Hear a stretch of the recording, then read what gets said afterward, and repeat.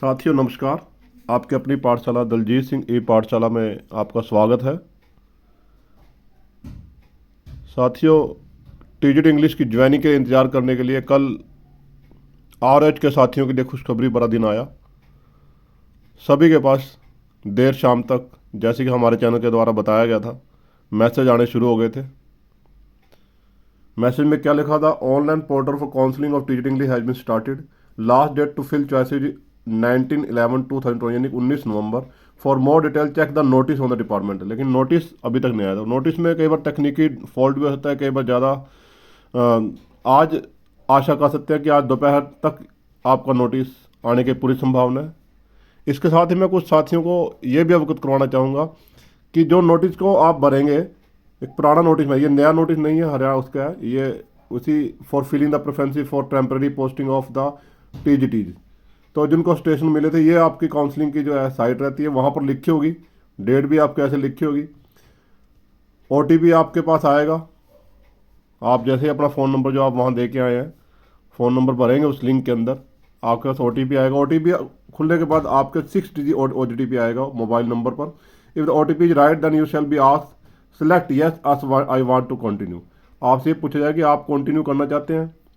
Proceed further to select schools in order of the preference. After that click here to save your preferences. उसके बाद जब आप preferences भर लेंगे तो फिर सेव जरूर करना है आपने, कभी भी आप सेव करना भूल जाए।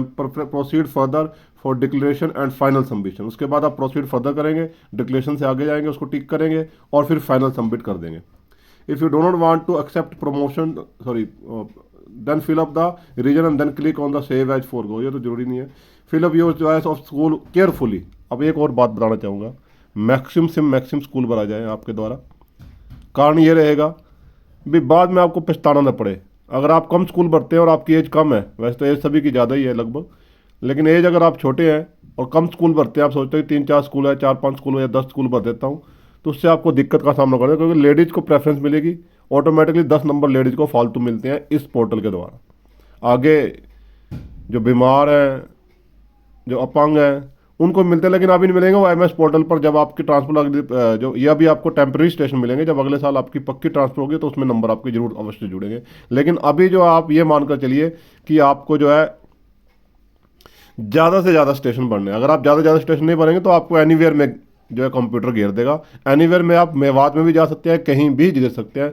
उससे फिर आपको जब तक रेगुलर ट्रांसफ़र नहीं होंगे तब तक आपको निकलना मुश्किल हो जाएगा, वो साल में हो 2 साल में हो।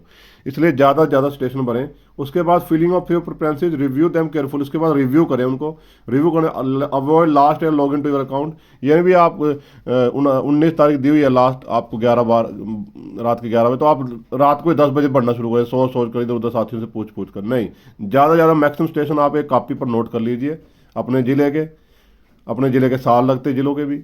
तो सब जो ज़्यादा से ज़्यादा candidate opt schools of their choice across the state from the offered vacancy. Eligible candidate should give ample number of option. देखो मैंने जो कहा है वही लिखा गया, of school to ensure allocation of school of their choice. In the absence of less number of preferences they may no get the school of their school falling which they can be posted under anywhere category. अगर आप कम station भरते हैं और आपको school computer नहीं दे पाता है तो आप एनीवेयर कैटेगरी में चले जाएंगे।